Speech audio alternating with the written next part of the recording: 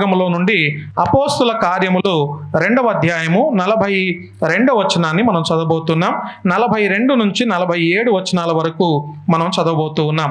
అపోస్తుల కార్యములు 2వ అధ్యాయం. అపోస్తుల కార్యములు 2వ అధ్యాయం అందరికి తెలిసినటువంటి మాటలు. అయినా మరొక్కసారి పరిశుద్ధాత్మ దేవుడు మనతో ఏం మాట్లాడాలనుకుంటున్నాడో ఆ మాటల్ని శ్రద్ధగా మనం గమనిద్దాం. 2వ అధ్యాయము 42వ వచనం నుండి నేను చదువుతున్నాను. శ్రద్ధగా గమనించవలసిందిగా మనవి చేస్తున్నాను. వీరు అపోస్తుల బోధ యందును సహవాసమందును రొట్టె విరుచుట యందును ప్రార్థన చేయుట యందును ఎడతెగక ఉండిరి. తర్వాత 43వ వచనం. అప్పుడు ప్రతివానికి భయము కలిగెను, మరియు అనేక మహత్కార్యములను సూచక క్రియలను అపోస్తుల ద్వారా జరిగెను. 44. విశ్వసించిన వారందరూ ఏకముగా కూడి తమకు కలిగినదంతయు సమిష్టిగా పంచుకొనిరి. ఇదియుగాక వారు తమ చరస్థిరాస్తులను అమ్మి అందరికిని వారి వారి అక్కర కొలది పంచిపెట్టిరి. మరియు వారు ఏక మనస్కులై ప్రతిదినము దేవాలయములో తప్పక కూడుకొనుచు ఇంటింట రొట్టె విరుచుచు దేవుని స్తుతించుచు ప్రజలందరి వలన దయ పొందిన వారై. 47వ వచనం. ఆనందముతోనూ నిష్కపటమైన హృదయముతోనూ ఆహారం పుచ్చుకొనుచుండిరి, మరియు ప్రభు రక్షణ పొందుకున్న వారిని అనుదినము వారితో చేర్చుచుండెను. చదవబడిన లేఖన భాగము దేవుడు మన వినికిల్లో దీవించి ఆశీర్వదించునుగాక. చిన్న మాట ప్రార్థన చేసుకుందాం, తలలు వంచుదాం, కళ్ళు మూసుకుందాం. దేవుడు మనతో మాట్లాడులాగున, ఎందుకంటే వాక్యమైన దేవుడు మాట్లాడితేనే మనకు అది శ్రేయస్కరము. మనిషి మాటల వలన ఏ మనిషికి ప్రయోజనము లేనే లేదు. దేవుడు మాట్లాడితే అది మనకు ప్రయోజనకరము, అది మన ప్రాణాత్మ దేహాలకు నెమ్మదినిచ్చేటటువంటి విషయముగా ఉంటుంది. తల వంచి కళ్ళు మూసుకొని దేవా నాతో మాట్లాడమని చెప్పేసి దేవుని అడుగుదాం. పరమ తండ్రి, నీకు వందనాలు, స్తోత్రాలు చెల్లిస్తూ ఉన్నాం. ఈ మధ్యాహ్న వేళ మరొక్కసారి నీ పాద సంధానికి వస్తూ నిన్ను ఆరాధిస్తూ నిన్ను ఘనపరుస్తూ నిన్ను మహింపరుస్తూ ఉన్నాం. వాక్యమైన దేవా, ఇదిగో నీ వాక్యము చేత మాతో మాట్లాడమని ప్రార్థన చేస్తున్నాను. ఇదిగోనైనా మనుషుల మాటల వలన మాకు ప్రయోజనము కలగదు, నీవు మాట్లాడితేనే అది మాకు ప్రయోజనము, మాకు శ్రేయస్కరము. అటువంటి జీవము కలిగినటువంటి నీ మాటల చేత మమ్మలందరినీ తృప్తిపరిచి ఇక్కడి నుంచి పంపించమని, ఎవరు ఖాళీ హృదయాలతో వచ్చారో వారందరూ నీ వాక్యమును పట్టుకొని వాక్యము చేత హెచ్చరించబడిన వారై, వాక్యము చేత ప్రోత్సహించబడినటువంటి వారై ఇక్కడి నుంచి వెళ్ళినట్లుగా నీవే మాకు సహాయం చేసి నడిపించమని కృతజ్ఞతలు, వందనాలు, స్తోత్రాలు చెల్లిస్తూ నజరేయుడైన యేసయ్య నామములో మిక్కిలి వినయముతో అడిగి వేడుకుంటున్నాము తండ్రి, ఆమేన్. ఒకానొక దినాన ఇద్దరు పిల్లలు, వారిద్దరు కూడా ఇలా మాట్లాడుకుంటూ ఉన్నారు. అరే నేను చర్చికి వెళ్తున్నాను, వస్తావా అని చెప్పేసి ఒక అబ్బాయి అన్నాడు. ఇంకొక అబ్బాయి అంటున్నాడు, నేను ఈరోజు చర్చికి రావట్లేదు కానీ చేపలు పట్టడానికి వెళ్తున్నాను అన్నాడు. చేపలు పట్టడానికి వెళ్తున్నాను అన్నప్పుడు అవతల వ్యక్తి అన్నాడు, చేపలు పడితే ఏమొస్తుందిరా, దేవుని సన్నిధికి వస్తే కనీసం దేవుని మాటలు నేర్చుకోవచ్చు, దేవునితో సహవాసం చేయొచ్చు, కాబట్టి ఒకసారి ఆలోచన చేయి, మందిరానికి వెళ్దాం రా అన్నాడు. నేను రాను, చేపలు పట్టడానికి వెళ్తున్నాను అని చెప్పేసి అన్నాడు. అనుకున్న రీతిగానే ఈ అబ్బాయి చేపలు పట్టడానికి వెళ్ళిపోయాడు. మరొక అబ్బాయి మాత్రం దేవుని మందిరానికి వచ్చి కూర్చున్నాడు. ఈ దేవుని మందిరానికి వచ్చి కూర్చున్నటువంటి అబ్బాయి మనసంతా కూడా ఎక్కడుంది చెప్పండి, చేపలు పట్టే అబ్బాయి దగ్గర ఉంది. అరే వాడు ఎన్ని చేపలు పట్టాడో ఈరోజు, అసలు చేపలు పడ్డాయో లేదో, పెద్ద పెద్దవి పడ్డాయో చిన్నవి పడ్డాయో, ఎలాంటి చేపలు పడ్డాయో అని ఆ చేపల గురించే వాని ఆలోచన అంతా కూడా. కానీ చేపలు పట్టేటటువంటి ఆ అబ్బాయి మాత్రం తన మనసంతా కూడా మందిరం పైన పెట్టాడు. ఏమని ఆలోచిస్తున్నాడో తెలుసా? మా పాస్టర్ గారు పోయిన వారంలో ఒక కథ మధ్యలో దాకా ఆపాడు, అక్కడి నుంచి కంటిన్యూ చేస్తానన్నాడు, నేను వెళ్తే బాగుండు, ఏం చెప్పాడో అందులో ఏమేమి నేర్చుకోదగినటువంటి విషయాలు ఉన్నాయో, అయ్యో నేను పోనైతేనే, నేను పోతే బాగుండు, ఏమేం పాటలు పాడారో, కొత్త పాటలు ఏమైనా నేర్పించారో లేదో, ఇవన్నీ కూడా ఆ చేపలు పట్టేటటువంటి చిన్నోడు వాడు ఆలోచన చేస్తూ ఉన్నాడు. కానీ మందిరంలో కూర్చున్న అబ్బాయి మాత్రం చేపల మీద మనసు పెట్టాడు, చేపలు పట్టే మనిషి మాత్రం అబ్బాయి మాత్రం చర్చి మీద మనసు పెట్టాడు. వీళ్ళిద్దరిలో కూడా ఎవరు మందిరానికి వచ్చారు చెప్పండి? ఎవరు మందిరానికి వచ్చారు, ఎవరు మందిరానికి రాలేదు? చేపలు పట్టడానికి వెళ్ళినటువంటి అబ్బాయే చర్చికి వచ్చినట్టుగా అనిపిస్తుంది, అంతే కదా? అంటే నిజంగా చర్చికి వచ్చినట్ట ఏం కాదు. కానీ అతను బయటుండి కూడా దేవుని మందిరం గురించినటువంటి ఆసక్తి తన లోపల చాలా ఎక్కువగానే మనకు కనబడుతూ ఉంది. కానీ మందిరంలో కూర్చున్నటువంటి వ్యక్తి యొక్క ఆలోచన అంతా కూడా బయట ఉంది. ఈరోజు పరిస్థితులు కూడా ఇలానే ఉన్నాయి. ఇక్కడ కూర్చుంటామో ఎక్కడెక్కడో ఆలోచిస్తుంటాం. ఈరోజు ఏమైపోయింది, లేకుంటే వాళ్ళు ఏమైపోయారు, వీళ్ళు ఏమైపోయారు, నా పని ఏమైపోయింది, నేను కట్టవలసిన డబ్బులు ఏమైపోయాయి, ఈరోజు నేను మరి చేయవలసినటువంటి విషయాలు ఎన్నో ఉన్నాయి అని వాటి మీద మనసు పెట్టకుండా వాక్యం మీద కొద్ది నిమిషాలు దేవుని వాక్యం మీద శ్రద్ధను పెడదాం. రైట్, మంచిది. ఈరోజు నా అంశం ఏంటంటే సంఘములో ఏమేమి ఉండాలి. ఒకసారి చెప్దాం. సంఘములో ఏమేమి కలిగి ఉండాలి, సంఘములో ఉండవలసినటువంటి విషయాలు ఏంటి. సంఘము అన్నప్పుడు పోయిన వారంలో మాట్లాడుకున్నాం, అది మనుషుల యొక్క గుంపు కాదు, లేకుంటే గోడల చేత కట్టబడినటువంటి మహా సుందరంగా కనబడుతున్నటువంటి ఈ గోడల చేత కట్టబడినటువంటి ఆలయాలు కావు. మందిరం అన్నప్పుడు వ్యక్తిగతంగా ప్రతి మనిషి ఒక మందిరం, నేనే ఒక మందిరం, మీరు ఒక మందిరం. ఎందుకంటే మందిరంలో దేవుడు నివాసం చేస్తాడు. ఈ మందిరాలలో అన్నప్పుడు ఈ గోడల్లో కట్టబడినటువంటి గోడలతో కట్టబడినటువంటి వీటిలలో మనుషులు నివాసం చేయొచ్చు, చేయకపోవచ్చు గాక. కానీ మన హృదయం అనే మందిరాలలో దేవుడు ఆలయముగా చేసుకొని అందులో ఆయన నివాసము చేస్తానని వాగ్దానం చేశాడు. కాబట్టి ఈరోజు దేవుడు ఎక్కడున్నాడు అని చెప్పేసి ఎవరైనా ప్రశ్నిస్తే, నాలో ఉన్నాడు, నీలో ఉన్నాడు, మనలో ఉన్నాడు, అందరిలో ఉన్నాడు. ఆయన అంతటా ఉండేవాడు, అన్నిట్లో ఉండేవాడు కాదు. దేవుని యొక్క గుణ లక్షణాల్లో ఒక లక్షణం ఏంటంటే ఆయన అంతటా ఉండేవాడు. సర్వభౌమాధికారి అంటారు, సర్వ వ్యాపకుడు అంటారు. అంటే ఆయన అంతటా వ్యాపించి ఉంటాడు. అన్ని వస్తువులలో ఉండడు, లేకుంటే చెక్క బలలో ఉండడు, చెట్లలో ఉండడు, ఇంకొక పుట్ట మీద, రాళ్ల మీద, రప్పలలో, కొమ్మల మీద, వీటి మీద ఉండడు. దేవుడు ఉండే స్థానమే నీ హృదయం అనబడుతున్నటువంటి స్థానం. ఇలాంటి ఈ మందిరము, ఇలాంటి ఈ సంఘములో ఏమేమి ఉండాలి, ఏమేం కలిగి ఉంటే బాగుంటుంది, వాక్యం ఏం సెలవిస్తుందో నేను కొన్ని విషయాలు జ్ఞాపకం చేస్తాను. మొట్టమొదటి మాట 42వ వచనాన్ని ఒకరు గట్టిగా చదివి సాయం చేయండి. అపోస్తుల కార్యములు 2వ అధ్యాయము 42వ వచనం చదవండి. అపోస్తుల బోధయందును సహవాసమందును. ఇక్కడ చాలండి. ఒకటి, సహవాసమందు మనము నిలకడగా ఉండాలి, సహవాసములో ఉండాలి. దేవుని సంఘం అన్నప్పుడు సహవాసం ఈజ్ వెరీ వెరీ ఇంపార్టెంట్. పోయిన వారం అంతా కూడా మనం ఎక్కడెక్కడో ఉన్నాం, వేరే వేరే పనిలో ఉన్నాం, మనం ఒకరినొకరు కలుసుకోలేదు, ఒకరితో ఒకరు మాట్లాడకపోయి ఉండొచ్చు, ఎక్కడెక్కడో దూర దూర ప్రాంతాల్లో ఉన్నాం. అయినప్పటికీ ఆదివారం రాగానే ఒక్క స్థానం దగ్గరికి వచ్చి, ఒక్క స్థలానికి వచ్చి, అమ్మ బాగున్నారా, ఎలా ఉన్నారు, ఈ వారం అంతా కూడా కనిపించలేదు, మీ ఆరోగ్యం ఎలా ఉంది, పిల్లలు ఎలా ఉన్నారు, ఆ తర్వాత మీరు ఏదో పని చేస్తానన్నారు, ఆ పని అయిందా లేదా, ఈ వారంలో అది అయిపోతుందన్నారు, జరిగిందా లేదా అని ఒకరి బాగోగులు ఒకరు మాట్లాడుతూ ఉన్నప్పుడు ఆ ఆనందం అంతా ఇంత కాదు. ఎందుకో తెలుసా? నా గురించి పట్టించుకునే వాళ్ళు ఉన్నారు, నా గురించి ఆలోచన చేసేవారు ఉన్నారు, నన్ను గురించి అడిగేవారు ఉన్నారు అనేటటువంటి ఒక ధీమా, ఒక మంచి రిలేషన్షిప్ అనేది మనకు బిల్డ్ అవుతుంది. ప్రియులారా గమనించండి, మొదటి మాటలో సహవాసం. మందిరంలో ఏముండాలి చెప్పండి? సంఘములో ఉండవలసింది సహవాసం. ఈ సహవాసంలో ఎడమొక్కం పెడమొక్కాలు ఉండకూడదు. ఎడమొక్కం పెడమొక్కం అంటే అర్థం ఏంటి? ఒకరు ప్రైజ్ లాడ్ చెప్పి ఇంకొకరు పక్క నుంచి తప్పుకొని పోయి వేరే వాళ్ళకు ప్రైజ్ లాడ్ చెప్పకూడదు. అందరూ అందరితో ప్రైజ్ లాడ్ చెప్పాలి, అందరూ అందరితో కలవాలి. అప్పుడే ఈ సహవాసానికి ఇది యూనిటీ, లేకుంటే ఒక్క ఐక్యత కలిగినటువంటి సహవాసముగా అది పేరుగాంచుతుంది. అంతే తప్ప నేను వాళ్ళతో మాట్లాడను, వీళ్ళతో మాట్లాడను.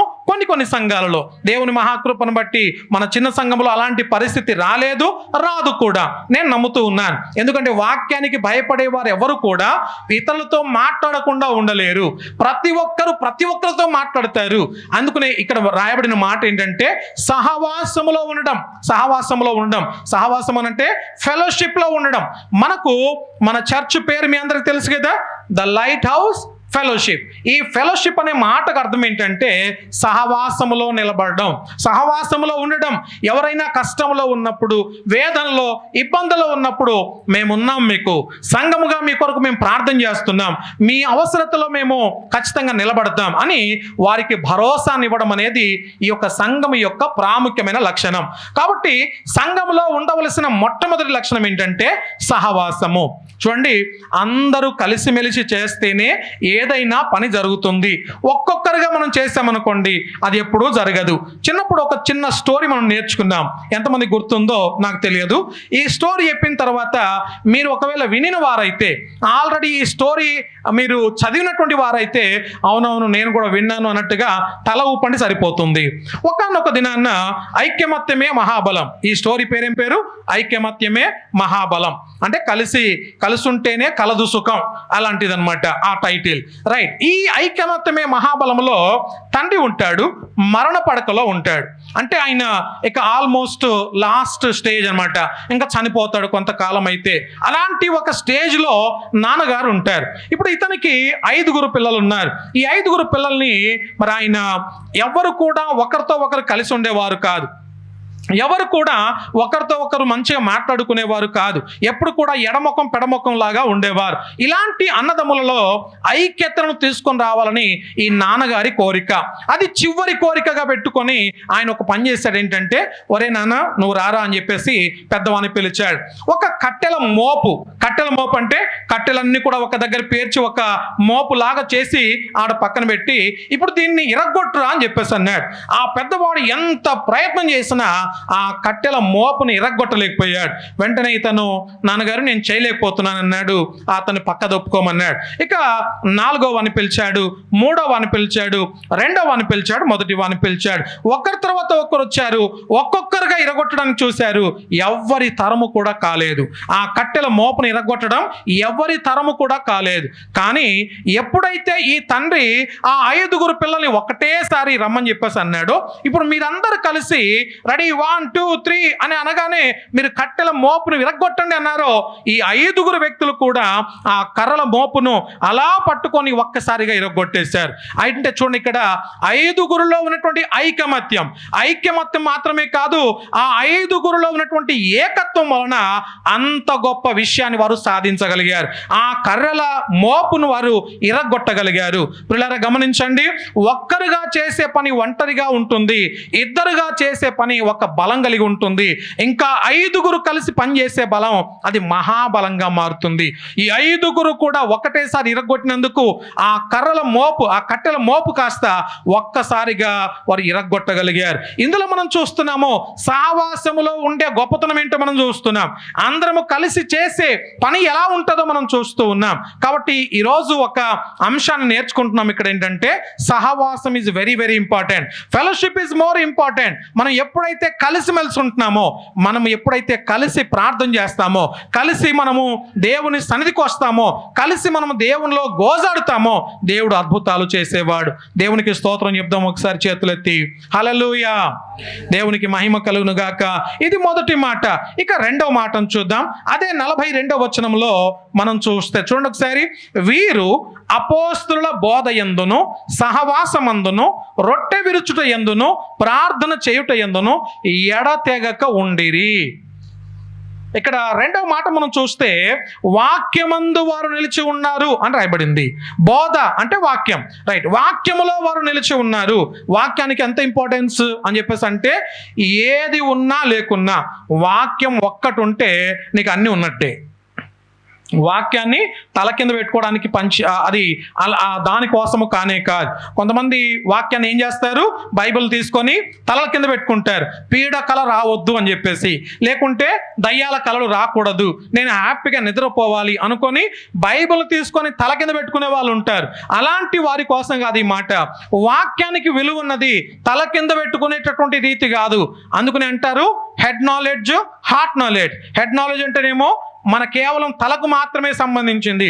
అదే హార్ట్ నాలెడ్జ్ అంటే హృదయానికి సంబంధించినటువంటి జ్ఞానం అది. కాబట్టి వాక్యం అనేది హృదయంలో ఉండాలి, చంకలో కాదు ఉండవలసింది, మన యొక్క గుండెలో ఉండాలి. ఎప్పుడైతే వాక్యం అనేది గుండెలో ఉంటుందో నిన్ను సర్వసత్యంలోకి నడిపించేది వాక్యం మాత్రమే. నిన్ను చెడు చేయకుండా మంచి మార్గంలో నడిపించేది, లేకుంటే ఒక చెడును తప్పించే విధంగా చేసేది వాక్యంకి మాత్రమే శక్తి ఉన్నది. కాబట్టి ఎవరి హృదయాల్లో వాక్యం ఉందో వారు మాత్రమే దేవునికి దగ్గరగా వారు మార్చబడతారు. ఒక ప్రాక్టికల్ క్వశ్చన్ అడుగుతాను, ఎంతమంది నిజంగా బైబిల్ని రెగ్యులర్గా చదువుతున్నారు? ఎంతమంది వాక్యాన్ని రెగ్యులర్గా చదివే వాళ్ళు ఇక్కడ ఉన్నారు అని ఒకవేళ అడిగితే ఎంతమంది చేతులు ఎత్తుతారో? నేను ఎవరు ఎత్తమని చెప్పేసి అడగట్లేదు, కానీ నా ప్రశ్న ఏంటంటే ఎంతమంది వాక్యాన్ని రెగ్యులర్గా చదివే వాళ్ళు ఉన్నారు? ఏదో అప్పుడప్పుడు కాదు కదా. కొంతమంది ఏమని చదువుతారు, ఎలా చదువుతారంటే వాక్యాన్ని తెరిచి వారు ఒక్కసారిగా అలా మధ్యలో కళ్ళు మూసుకొని చదివి ఒక వచనం దగ్గర చేతులు ఉంచేసి, ఈరోజు నిశ్చయముగా నీవు చచ్చెదవు. ఏమని వస్తుంది వాక్యం? నిశ్చయముగా నీవు చచ్చెదవు. అమ్మ అంటే దేవుడు నన్ను ఈరోజు చంపేస్తున్నాడు. అది నీ గురించి రాయబడిందా? ఎవరి గురించి రాయబడింది? అలా రాయబడడానికి గల కారణం ఏంటి? ఎందుకని ఆ వాక్యం అక్కడ ఉంది? ఇవన్నీ వాళ్ళకి సంబంధం లేదు. కానీ ఆ వచనం చూడగానే అలా ఒక జాతకం లాగా చదివే వాళ్ళు లేకపోలేదు సమాజంలో. మరికొంతమంది తెలివిగా ఈ మధ్యలో అన్ని క్యాలెండర్లలో ఏం చేస్తున్నారు? వాక్యమే మరి కొట్టిస్తున్నాం కాబట్టి వాక్యం ఒక్కటి చదివేసి ఈరోజు ఏ డేట్, ఈరోజు ఈరోజు ఈ వచనము, ఆ వచనం ద్వారా దేవుడు నాతో మాట్లాడాడు అనుకొని పనులకు వెళ్ళిపోయే వారు ఉంటారు. పిల్లరా గమనించండి, అది వాక్యము కానే కాదు. వాక్యం అంటే దేవుని వాక్యము మీద ఎప్పుడైతే నువ్వు కూర్చుంటావో, దేవుని వాక్యాన్ని నేర్చుకోవడానికి నీ మనసు పెడతావో, దేవుడు నీతో మాట్లాడడం మొదలు పెడతాడు. నీలో ఉన్న లోపాలు ఎత్తి చూపిస్తాడు. నీవు ఇది ఇలా చేయకూడదు, ఇది చేశావు, ఇది తప్పు, ఇది రైట్ అని చెప్పేవాడు వాక్యం మాత్రమే. వాక్యానికి మాత్రమే అటువంటి శక్తి ఉన్నది. కాబట్టి మొదటి మాటగా వారు ఎలా ఉన్నారంట? సహవాసములో ఉన్నారు. అపోస్తులందరూ కూడా, అక్కడ ఉన్నటువంటి విశ్వాసులందరూ కూడా క్రొత్త నిబంధనలో ఉన్నటువంటి ఆ నూతన నిబంధన విశ్వాసులందరూ కూడా సహవాసం కలిగి ఉన్నారు. ఒకటి. రెండోదిగా వారు వాక్యములో నిలిచి ఉన్నారు. నిలిచి ఉండడం అంటే పడిపోవడం కాదు, లేక ఎవరైనా ఏదని చెప్తే దానికోసం చెవులు కోసుకొని వెళ్ళిపోవడం కాదు, వాక్యాన్ని వదిలిపెట్టి ఏదో సొంత విషయాలకు నమ్మేసి వెళ్ళిపోవడం కాదు. కొంతమంది చూడండి, వారి యొక్క విచిత్రమైనటువంటి విషయాలు కొన్ని చూస్తుంటాం సమాజంలో. కొన్ని చర్చెస్కి వెళ్ళి అక్కడ వెంట్రుకలు ఇచ్చేసి వస్తేనే అది నిజమైన భక్తి అని నమ్మే వాళ్ళు కూడా లేకపోలేదు. అవునంటారో కాదంటారో మీకు తెలుసో తెలియదు. కొన్ని చోట్ల వెళ్ళి వాళ్ళు వెంట్రుకలు ఇవ్వాలి, ఎంట్రుకలు ఇస్తే ఇది నిజమైన భక్తి అనుకుంటున్నారు. చూడండి, ఒకప్పుడు అది మనం చేసాం, ఒకప్పుడు అలా చేసేవారం. ఇప్పటికీ దాన్ని అలానే చేస్తే దానికి అర్థం లేదు కదా. అవునంటారా కాదంటారా? అది అర్థం లేనటువంటి విషయము. కాబట్టి వెంట్రుకలు ఇస్తే దేవునికి వెంట్రుకలతో ఏం పని? సింపుల్గా దేవునికి వెంట్రుకలతో ఏం పని? మనం చేయాల్సినటువంటి పని కాదు. కానీ క్రైస్తవ లోకము కూడా ఇలాంటి పనులు చేస్తున్నారు అంటే మీరు ఆశ్చర్యపోవలసినటువంటి పని లేదు. కాబట్టి పిల్లరా, ఇటువంటివి మనం చేయడానికి వీలు లేదు. ఎవరో ఏదో చేస్తున్నారని వాళ్ళను మనం కాపీ కొట్టేసి, ఈ మధ్యలో మీరు చూసారో లేదో, ఆంధ్రాలో కొన్ని చోట్ల కొన్ని ఉద్యమాలు వచ్చాయి. ఎటువంటి ఉద్యమాలు అంటే వాళ్ళందరూ కలిసి ఒక 40 రోజుల భక్తిలాగా యేసు ప్రభు మాల వేస్తున్నారు. ఏ మాల చెప్పట్లేదు. ఏ మాల అది? యేసు ప్రభు మాల, జపమాల. ఇంకా వాళ్ళు యేసు ప్రభు మాల అనమాట, దాని పేరే యేసు ప్రభు మాల. అలా పెట్టేసుకొని 40 రోజులు దాన్ని కూడా కొనసాగిస్తున్నారు. ఇప్పుడు బైబిల్లో లేనిది, దేవుని వాక్యంలో చెప్పనిది ఏదైతే మనకు కనిపించట్లేదో దాన్ని మనుషులు ఏం చేస్తున్నారు? బయట విషయంలో నుండి లాక్కొని వాళ్ళలో నుండి వీళ్ళలో నుంచి తీసుకొని వీళ్ళు దాన్ని అనుసరిస్తూ ఉన్నారు. ఇటువంటివి చేయడం అనేది మంచిది కానే కాదు. రైట్? సో కాబట్టి క్రైస్తవులే, వాళ్ళు చెప్పుకోవడానికి క్రైస్తవులే, కానీ చేసే పద్ధతులన్నీ కూడా హిందువుల మాదిరి చేస్తూ ఉన్నారు. ఒక హిందూ సహోదరులు ఎలా అయితే చేస్తారో వారంటే వారి ఉద్దేశాలలో లేకుంటే వారికి ఉన్నటువంటి నమ్మకాలను బట్టి వారు చేస్తూ ఉంటారు. కానీ మనకైతే బైబిల్ ప్రమాణము. బైబిల్లో లేనిది మన సొంతంగా 40 కాదు కదా, 100 రోజుల భక్తి కాదు ఇది. మనం ఎప్పుడు చెప్తుంటాను కదా, దేవుని నమ్మడం అంటే, దేవుని విశ్వసించడం అంటే ఇది జీవితకాల ప్రయాణం. ఇది జీవితకాలం మట్టుకు కొనసాగాల్సిందే. ఏదో 4 రోజుల భక్తి కాదు, 4 రోజులు చేస్తాను, 5వ రోజు నా ఇష్టానుసారంగా జీవిస్తాను, ఇది కానే కాదు. కాబట్టి ప్రియులారా, మనము విశ్వాసాలను గౌరవించాలి, ఇతరుల యొక్క విశ్వాసాలను గౌరవించాలి. సేమ్ టైం మన విశ్వాసం ఏంటో జాగ్రత్త కాపాడుకోవాలి. అందుకనే విశ్వాసమును కాపాడుకొంటిని అని పౌలు అంటాడు. విశ్వాసమును కాపాడుకోవడం. ఇతరుల విశ్వాసం గురించి నాకు సంబంధం లేదు. వాళ్ళు ఇలా నమ్ముతున్నారు, వీళ్ళు ఇలా నమ్ముతున్నారు, ఇంకొకరు ఇలా చేస్తున్నారు, వాళ్ళ గురించి నాకు సంబంధం లేదు. నా విశ్వాసం ఎలా ఉంది, నేను దేవుల్లో ఎలా ఉన్నాను, ఇది చాలా ప్రాముఖ్యమైనటువంటి ప్రశ్న. కాబట్టి ఇక్కడ మొదటి మాటగా సహవాసం కలిగి ఉన్నారు, రెండవదిగా వారు వాక్యములో నిలిచి ఉన్నారు. ఇక మూడవ మాట చూద్దాం ఒకసారి. అదే 42వ వచనంలో చూస్తే, చదవండి ఎవరైనా, పూర్తి చదవండి. 42వ వచనం. బోధ యందు, సహవాసం యందు, రొట్టె విరుచుట యందు, ప్రార్థన చేయుట యందు. ఆ మాటను జాగ్రత్త మీరు అండర్లైన్ చేయండి. ప్రార్థన చేయుట యందు. ఎలా చేస్తున్నారంట ప్రార్థన? ఎడతెగకుండా ప్రార్థన చేస్తున్నారు.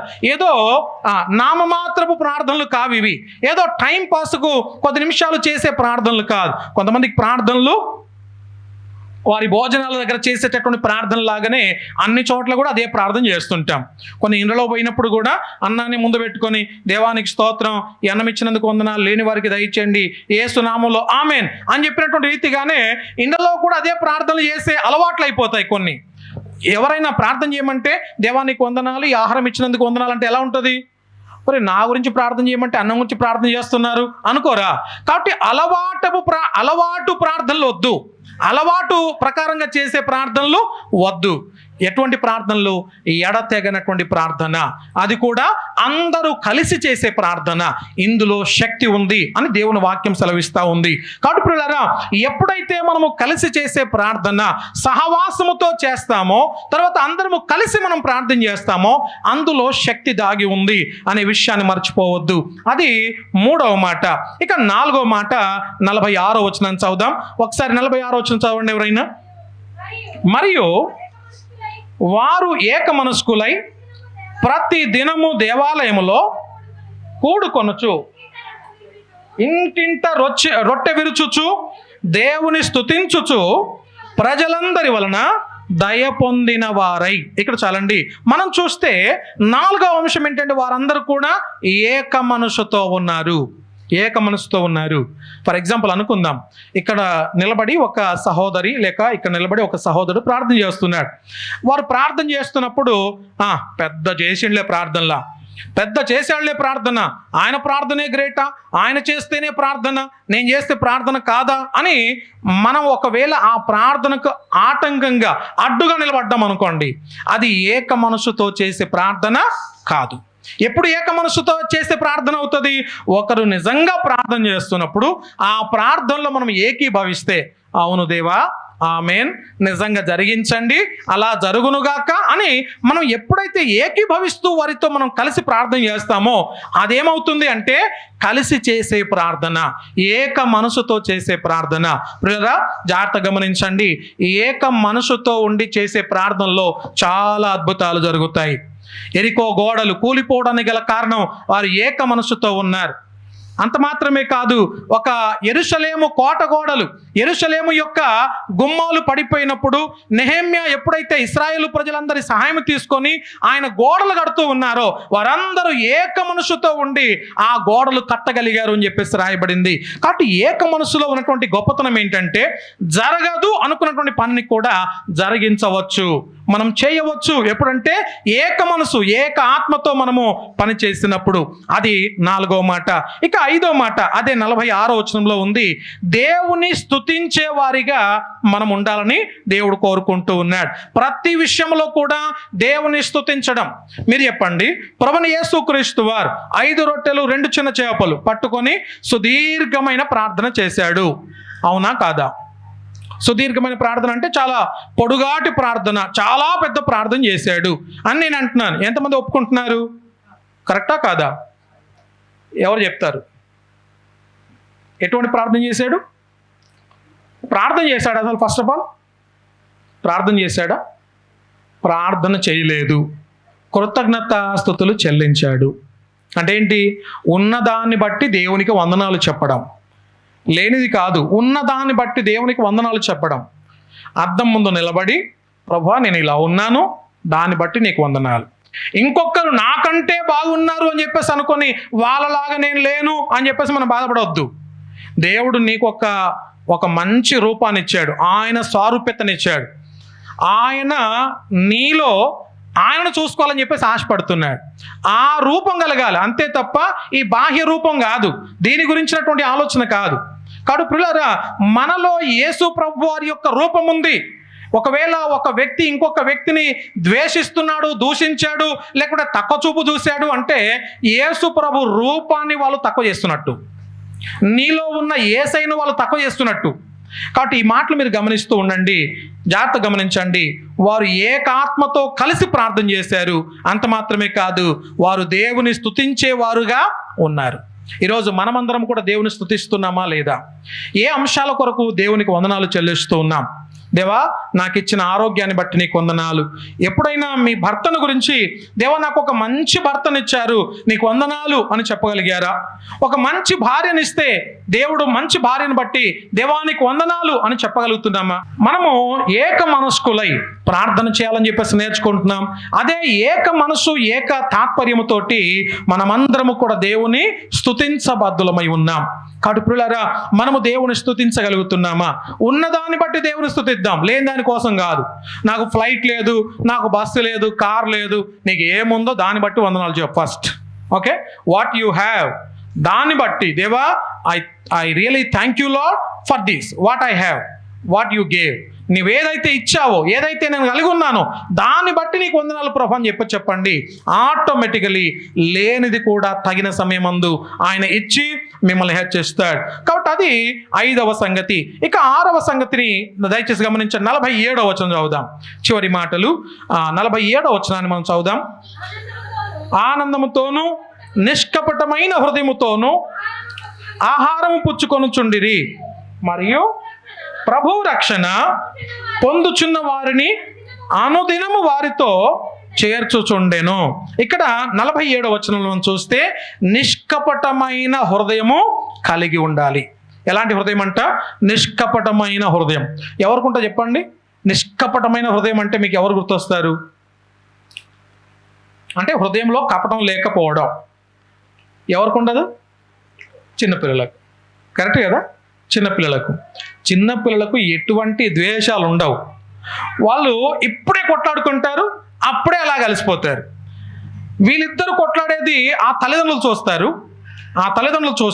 వాళ్ళిద్దరు జుట్టు పట్టుకొని వీళ్ళు కొట్లాడుకుంటా ఉంటారు. వీళ్ళిద్దరు కొట్లాడినటువంటి చిన్నపిల్లలేమో పక్కకి వెళ్ళి ఎవరే రారా అని చెప్పేసి ఒకరి మీద ఒకరు చేతులు ఉంచేసుకొని షాప్కి వెళ్ళేసి అదొకటి తెచ్చుకొని తింటా ఉంటారు.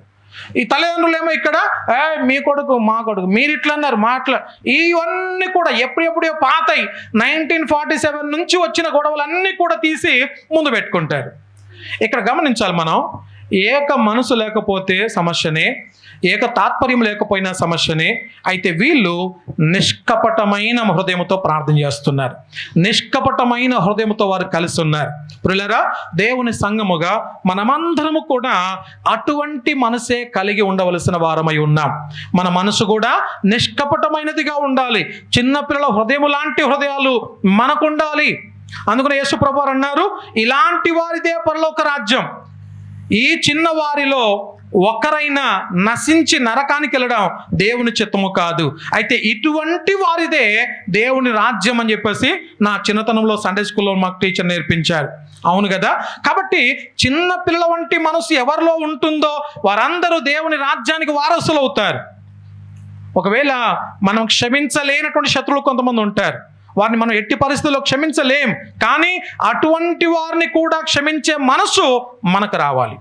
అలా దేవుడు ఇవ్వాలని మనం ప్రార్థన చేసుకోవాలి. దేవా నన్ను క్షమించు, అవతల వ్యక్తిని నేను క్షమించలేకపోతున్నాను, అవతల వ్యక్తిని నేను ప్రేమించలేకపోతున్నాను, ఏదో ఒక అడ్డుబండలాగా నా జీవితంలో అడ్డుపడతా ఉంది. నేను ప్రతిసారి ఇలా ఆలోచిస్తాను, ఒకవేళ ఒకరిని ప్రేమించకుండా, ఒకరితో మాట్లాడకుండా, ఒకరితో మరి కొట్లాట పెట్టుకొని జీవితాంతం ఈ కొట్లాట ఇలానే కొనసాగాలని అలానే అనుకుంటూ మధ్యలో సడన్గా చనిపోయామనుకోండి, అంటే కోపాలతో చచ్చిపోయినట్టేగా. మన లోపల కోపం, ద్వేషం, పగలు అన్ని పెట్టుకొని చనిపోయినట్టే. సమాధి మీద ఏమని రాపియాలి? కోపంతో చచ్చిన పాస్టర్ అంటే ఎలా ఉంటుంది? గలీజ్ ఉంటుందేమో కదా. అందరితో సమాధానంగా కలిగి ఉండాలి, అందరితో సమాధానం. ఎస్, నిజమే ఇది కదా పిల్లరా. కాబట్టి మనమందరం కూడా చిన్నపిల్లల వంటి మనసు కలిగినటువంటి వారముగా, అంటే చిన్నపిల్లల వంటి మనసు అంటే చిన్నపిల్లలాగా ఆడండి అని నేను అనట్లేదు. చిన్నపిల్లలాగా మీరు కూడా ఇంట్లో ఆడుకోండి, మీరు కూడా కొట్లాడుకోండి, మళ్ళీ కలిసిపోండి అని చెప్పేసి నా ఉద్దేశం కాదు. కానీ అటువంటి మనసు మన లోపల ఉండాలి. ఇక చివరి మాటగా 47వ వచనంలో నూతన ఆత్మతో నింపబడి ఉండే సంఘములో ఏమేమి ఉండాలంటే 7 మాటలు నేను జ్ఞాపకం చేశాను. ఒక్కొక్క మాట నేను తిరిగి జ్ఞాపకం చేస్తాను చూడండి. మొదటిగా సంఘములో ఉండవలసింది సహవాసం. రెండోదిగా సంఘములో ఉండవలసింది వాక్యం. మూడోదిగా సంఘములో ఉండవలసింది ప్రార్థన. నాలుగవదిగా సంఘములో ఉండవలసింది ఏకాత్మ లేక ఏక మనస్సు. ఇక తర్వాత 5వదిగా సంఘములో ఉండవలసింది దేవుని స్తుతించేవారు. ఇక 6వదిగా నిష్కపటమైన హృదయం కలిగినటువంటి వారు సంఘంలో కావాలి. 7వదిగా నూతన ఆత్మతో నింపబడి ఉండేవారు కావాలి. ఫ్రెష్ స్పిరిట్ తోటి ఫుల్ఫిల్ అయి ఎవరైతే అలా నింపబడినటువంటి వారుగా ఉంటారో వారు నిజంగా దేవుని మహిమపరుస్తారు. కాబట్టి మనలో ఒకవేళ దురాత్మ పనిచేస్తూ ఉంటే ఎప్పటి పాత విషయాలు, ఎప్పుడెప్పుడో కొట్లాటలు, ఎప్పుడెప్పుడో సంగతులు అవన్నీ ముందు పెట్టుకొని మనం తిరుగుతూ ఉంటాం. అదే నువ్వు దేవుని ఆత్మతో నింపబడినటువంటి వాడవైతే, దేవుని ఆత్మ చేత ముద్రించబడి ముందుకు నడిపించబడినటువంటి వాడవైతే నీవు పాతవన్నీ కూడా మర్చిపోయి నూతనమైన దానికోసం కష్టపడతావు. దేవుని మహిమ కొరకు బ్రతుకుతాం. అట్టి కృప త్రియేక దేవుడు మనందరికీ దయచేయునుగాక. ఆమేన్. తల ఉంచుదాం, కళ్ళు మూసుకుందాం, చిన్న మాట దేవుని సన్నిధిలో ప్రార్థన చేద్దాం. దేవా, ఈరోజు నాతో మాట్లాడిన ఈ మాటలను బట్టి నీకు వందనాలు. మా సంఘంలో ఈ 7 సంగతులు కూడా ప్రతి ఒక్కరిలో ఉండాలని దేవుని సన్నిధిలో ప్రార్థన చేద్దాం. పరమ తండ్రి, నీకు వందనాలు, స్తోత్రాలు చెల్లిస్తూ ఉన్నాం. ఈ మధ్యాహ్న వేళ మాతో మాట్లాడిన శ్రేష్టమైన మాటలను బట్టి నీకు వందనాలు ప్రభువా. నీ వాక్యము ఎదుగునైనా అది ధైర్యాన్ని కలగజేసేది, నీ వాక్యము మాకు నెమ్మదిని కలగజేసేది, నీ వాక్యము మాకు నిరీక్షణ కలగజేసేది. అటువంటి వాక్యము చేత ఈ మధ్యాహ్న వేళ మాతో మాట్లాడిన ప్రతి శ్రేష్టమైన మాటలను బట్టి నీకు వందనాలు ప్రభువా.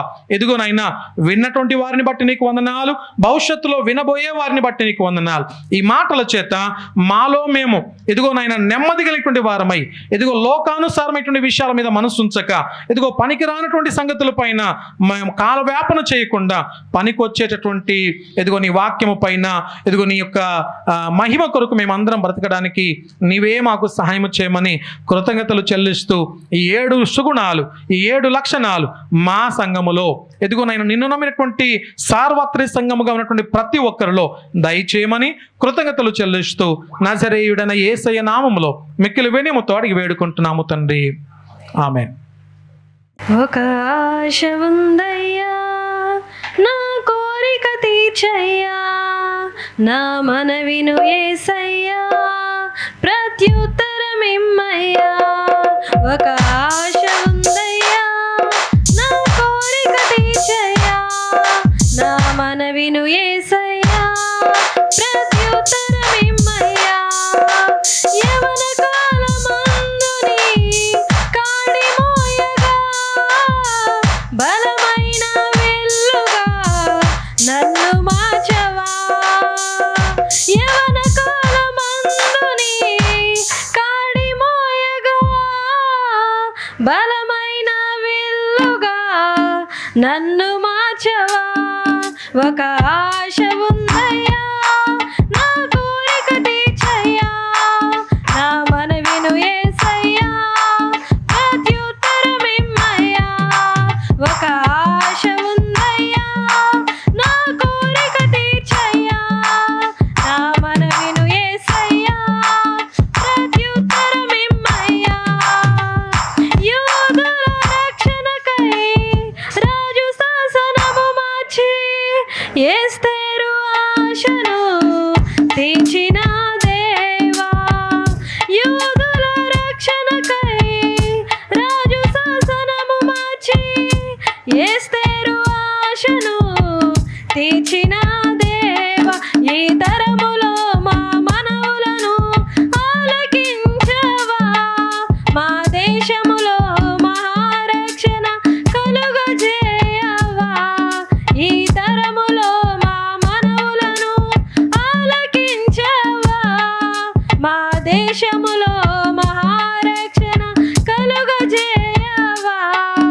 ఒక ఆశ ఉంది